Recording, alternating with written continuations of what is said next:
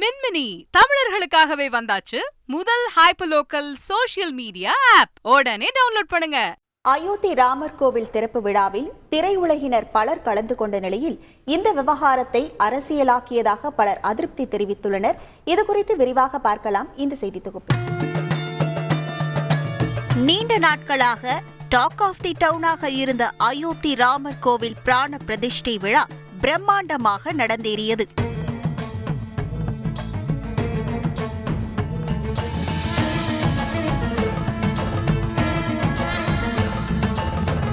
இதில் பங்கேற்க இந்திய திரைத்துறையில் உள்ள முன்னணி நடிகர்களுக்கும் அழைப்பு விடுக்கப்பட்டது. நடிகர்கள் அமிதாப் பச்சன், ஆலியா பட், ரன்பீர் கபூர், கங்கனா ரணாவத், கேட்ரினா கைஃப், விக்கி கௌஷல் உட்பட ஹிந்தி நடிகர்கள் பலர் கலந்து கொண்டனர். அதேபோல் தென்னிந்தியாவிலிருந்து சூப்பர் ஸ்டார் ரஜினிகாந்த், நடிகர் சிரஞ்சீவி, ராம் சரண் உட்பட பலர் கலந்து கொண்டனர். இந்த நிலையில் மலையாள திரையுலக கலைஞர்களின் செயல் சமூக வலைதளங்களில் பேசு பொருளானது. மலையாள நடிகையான பார்வதி, ரீமா கல்லிங்கல், திவ்யா பிரபா, இயக்குநர்கள் ஆஷிக் அபு, ஜியோ பேபி, கமல், பாடகர் சூரஜ், சந்தோஷ் உள்ளிட்டோரும் தங்களது சமூக வலைதள முகப்பு பக்கத்தில் மதசார்பற்ற என குறிப்பிடப்பட்டிருக்கும் அரசியலமைப்பு சட்டத்தின் முன்னுரையை பதிவிட்டுள்ளனர். ஆனால் கூடுதலாக எந்தவித பின் குறிப்புமின்றி அரசியலமைப்பு சட்டத்தின் முன்னுரை மட்டுமே பதிவிடப்பட்டுள்ளன. மலையாள திரையுலகினரின் செயலுக்கு ஆதரவு தெரிவித்து பலர் பதிவிட்டு வரும் வேளையில் அதற்கு எதிர்ப்புகளும் கிளம்பியுள்ளன.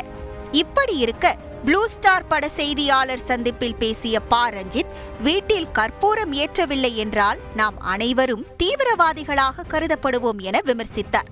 ரொம்ப முக்கியமான நாள்ல இல்லை இன்னைக்கு. அப்புறம் நம்ம வீட்டுல எல்லாம் கற்பூரம் கொளுத்துல நம்ம எல்லாம் தீவிரவாதிகள் தான் இன்னைக்கு போயிட்டு அந்த லெவலுக்கு இன்னைக்கு பயங்கரமா போயிட்டு இருக்குது.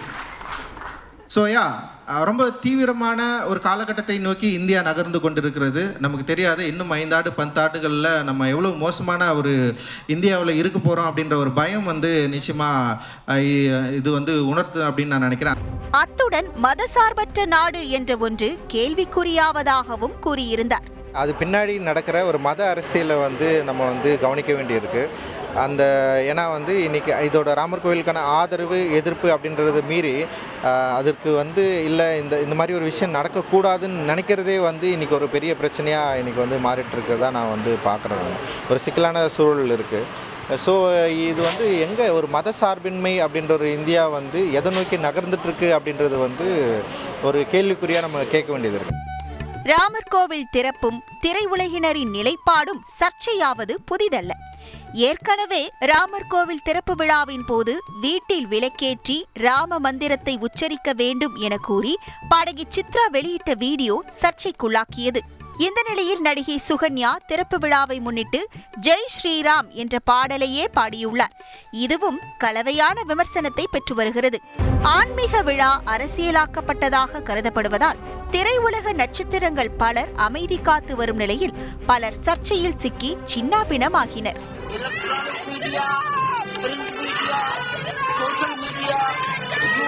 மின்மினி தமிழர்களுக்காகவே வந்தாச்சு முதல் ஹைப்பர்லோக்கல் சோஷியல் மீடியா ஆப். உடனே டவுன்லோட் பண்ணுங்க.